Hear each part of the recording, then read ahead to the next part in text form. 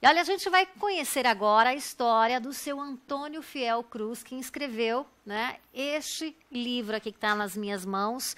Gente, ele que no auge aí dos seus 80 anos, um belo dia decidiu mudar, né, o curso de sua vida, voltando à sala de aula para resgatar a autoestima e provar que não existe idade para aprender, né? O seu Antônio, ele se matriculou no CEBEJA, no Centro Estadual de Educação Básica para Jovens e Adultos. Ele veio, né, acompanhado hoje aqui no programa da professora Silvia Helena, que é professora lá do CEBEJA, e eu tenho um imenso prazer de recebê-los aqui no Comunidade para a gente bater esse papo, que, na verdade, é uma grande lição de vida para nós, viu, seu Antônio? Aqui eu estou vendo em mãos o seu livro, Minha História a Pedidos. A professora Silvia veio dia desses atrás e ela trouxe o livro, contou-nos um pouquinho da sua história, né? E hoje eu estou tendo a oportunidade de conversar aqui ao vivo com o senhor e compartilhar um pouquinho da sua experiência de vida com o público de casa, porque é muito bom, viu, a gente poder contar histórias, não é mesmo, seu Antônio? E eu sei que o senhor se identifica muito com a gente, que é jornalista, eu brincava com ele nos bastidores, eu sou contadora de história, porque como jornalista a gente conta a história dos outros, né? E o senhor se autodenomina dessa forma, sim, né? Eu chamei de escritor, ele disse, não, Adriana, eu não sou escritor, eu sou um contador de histórias. Que bom, né, a gente poder contar histórias, né? Naturalmente. Feliz de quem tem alguma coisa para contar, é verdade, né? Principalmente se for histórias que engrandeça, que enalteça a pessoa e que sirva de exemplo. Ainda mais quando é a própria história, né, quando é a própria história. Aí fica mais fácil. Aí fica mais fácil, naturalmente, né? Desde que ela sirva de exemplo, de bom exemplo. E é justamente isso que a gente vai mostrar hoje, né, professora Silvia Helena? Isso. O bom exemplo que o seu Antônio nos dá, né? Que no auge dos seus 82, né, seu Antônio? Quase 82. Quase, vou fazer em maio. E olha, gente, ele escreveu o livro com 80. Foi. E voltou para a sala de aula... Eu com 68 anos. Com 68 anos? Eu me matriculei no CEBEJA aos 68 anos. Mas que história é essa? Que coisa boa, gente. Conta pra gente. Em 1948, eu concluí o curso primário no Externato Santa Terezinha, na cidade de Buquim, no centro-sul do estado de Sergipe, eu sou nordestino. Olha só. Aos 16 anos, eu deixei a família e me matriculei na Escola da Vida. E daí é uma longa história. Aí é uma longa história história que está aqui nesse livro. Está inserida nessas páginas, com português muito simples. São quantas páginas do seu livro? São 161 páginas que o senhor conta a sua história de vida. O foco dessa história é dirigida visando o jovem. Eu sentindo e sabendo que eu passei na vida, as dificuldades, por não ter cultura e profissão, eu resolvi ser um conselheiro do jovem para que ele não cometa o erro que eu cometi. Que foi ter parado. Na época o senhor não tinha condições, eu não tinha opção. Eu não tive opção e eu precisava cuidar da vida. Tocar adiante, né? Tocar adiante. E foi o que eu fiz. Eu saí lá de Sergipe, sertão, fui para o sul da Bahia, terra do cacau, naquela época estava no auge. Eu fui ser mascate no sul da Bahia. Olha só. Entende? Mas o destino do nordestino é São Paulo. O nordestino visava São Paulo. Hoje não é tanto, mas naquela época isso era uma verdade, né? E 6 meses depois, eu tomei um avião em Ilhéus e vim para... Eu sou um nordestino quase privilegiado, que eu cheguei em São Paulo de avião, no dia 6 de junho de 1951, aos 17 anos. Olha, gente, essas memórias todas estão muito vivas aí dentro, né, seu Antônio? E por aí dá para concluir realmente o que é que um jovem com 17 anos saindo na cidade do interior de Sergipe, que na época é o menor estado da federação e era o mais pobre da federação. Hoje é o Maranhão, graças à família Sarney, mas era o mais pobre na época, né? Bem sertão. E cai exatamente no centro do país, a cidade mais culta, mais desenvolvida, mais rica. E você, imagine como você se sente. O primeiro sofrimento, eu saí de Ilhéus com 37 graus, certo. Com 37 graus, um calor nordestino, e cheguei em São Paulo às 18 horas do dia 6 de junho de 51, estava 11 graus no aeroporto. Só. E pela primeira vez eu vi um japonês na vida. Até então o senhor nunca tinha visto me assustou, um japonês. Porque não era só um, tinha dezenas de japoneses, Eram porque muitos. estavam esperando o cônsul japonês que chegava naquele hora. Era uma comitiva de boas-vindas. Olha só. E eu falei, será que eu saltei no planeta certo? Nunca tinha visto um japonês. Isso foi uma coisa que me marcou muito. Esses relatos estão no seu livro. Estão, exatamente. O livro, gente, é Minha História a Pedidos, Antônio Fiel Cruz, olha só. E é a nossa indicação, inclusive nós temos um quadro, né? A gente juntou um Dica Literária hoje e também para poder contar um pouquinho da história do seu Antônio, compartilhar com você aí de casa, mas principalmente, né, seu Antônio, incentivar muita gente que, assim como o senhor, que teve uma história de vida difícil, que veio do sertão ou não, mas que por alguma razão não pôde estudar na juventude e que agora, na melhor idade, né, está tendo a oportunidade de voltar à sala de aula. E foi justamente o que o senhor fez. Não perdeu tempo, aliás, em voltar para a sala de aula aos 68 anos. E está aí, 12 anos depois, 14, melhor dizendo, né? Está aqui o resultado do seu esforço, da sua dedicação. A pergunta que eu gostaria de fazer ao senhor: o senhor algum dia se imaginou escrevendo a sua própria história, voltando à sala de aula tanto tempo depois e escrevendo a sua própria história? Na verdade, como diz aí, a pedidos, é que pessoas, principalmente de São Paulo, que eu morei 51 anos em São Paulo. Eu cheguei em São Paulo com 17, saí com 68. É mais paulistano do que nordestino. Exatamente, isso é verdade. E São Paulo foi a minha grande escola, né? Que o mundo é uma escola. Muitos filósofos dizem que é um teatro, mas não é. O mundo é uma sala de aula. É verdade. Cabe a você escolher a matéria. A gente sempre tem algo para aprender e também para ensinar, né? Eu, felizmente, eu tive o discernimento de avaliar o que eu passei com relação a não ter profissão, nem ter estudo, em querer despertar o jovem de hoje que ele não perca tempo, pelo amor de Deus. E olha, gente, o seu Antônio, ele não se conteve, né? Não se contentou apenas em fazer o CBJ, não. Ele deu continuidade aos estudos, ele fez uma faculdade, o sonho da faculdade. Fiz agronegócio aqui no Sesumar. Fez agronegócios aqui na Unicesumar, também ingressou no curso de Direito. Foi. Mas aí, por uma opção, para cuidar melhor da saúde, o senhor resolveu porque eu infartei em aula. O senhor acabou infartando dentro da sala de aula, meu Deus. Por uma questão de temperamento, o meu filho, que é médico, ele nunca aprovou essa matrícula minha aqui para Direito. Para Direito. Aí achou que estava bom demais só agronegócio. Por que não fazer jornalismo? Olha mas só. eu insisti no Direito. Porque contar história o senhor já conta muito bem, né? Eu insisti no Direito e eu me envolvi muito. Não é fácil. E eu infartei em plena aula, cursando o segundo ano. Isso agora, há pouco tempo? Aí o senhor trancou, obviamente, o curso. Mas, gente, ele tem 82 anos. Olha a disposição, a vitalidade do seu Antônio.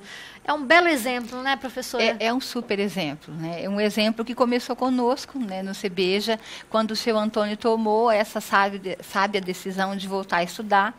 Procurou o CBJ para fazer o ensino fundamental. Depois, o seu Antônio concluiu conosco o ensino médio.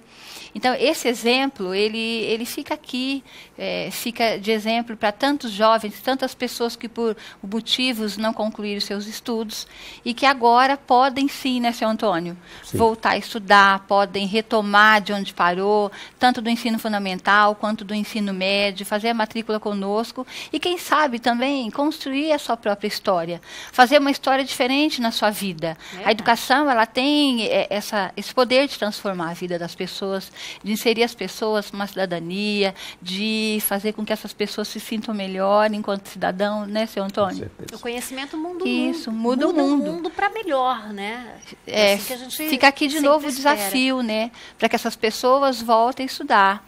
Dá sim tempo, nunca é tarde demais não. A gente está lá para atender as pessoas que precisam. A escola está pronta para ofertar o ensino de qualidade, o ensino gratuito.